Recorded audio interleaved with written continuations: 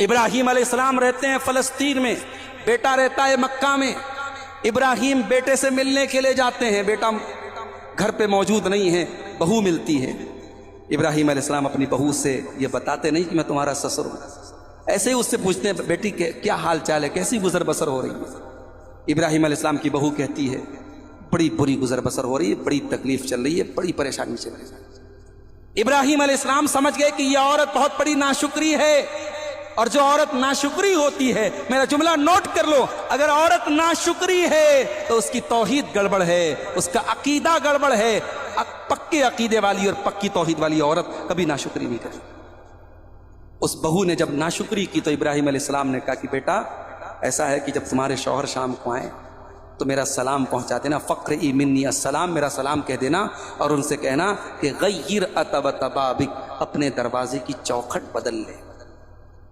شام کو اسماعیل علیہ السلام گھر پہ آئے، بیوی نے سنایا کہ ایک بڑے میاں آئے تھے اور انہوں نے آپ کو سلام کہا ہے اور دروازے کی چوکھٹ بدلنے کو کہا ہے۔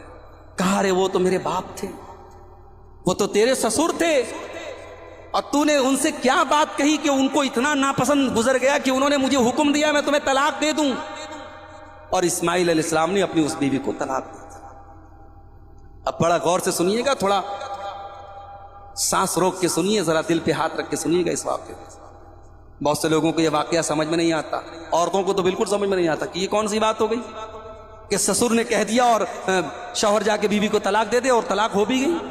اور سنیے، اسماعیل علیہ السلام نے دوسرا نکاح کر لیا، دوسری بیوی آ گئی۔ اب کچھ دنوں کے بعد پھر ابراہیم علیہ السلام آئے، اور اتفاق سے اس مرتبہ بھی اسماعیل نہ ملے اور یہ دوسری والی بہو ملی۔ ابراہیم علیہ السلام نے اس سے جب حال چال پوچھا تو اس بہو نے کہا کہ ہماری تو بہت اچھے سے گزر بسر ہو رہی ہے، اللہ کا شکر ہے، اللہ جس حال میں رکھے ٹھیک ہے۔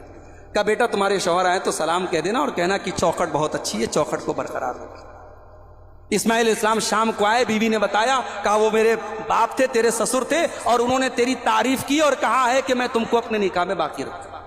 اس واقعے سے دو سبق ملا۔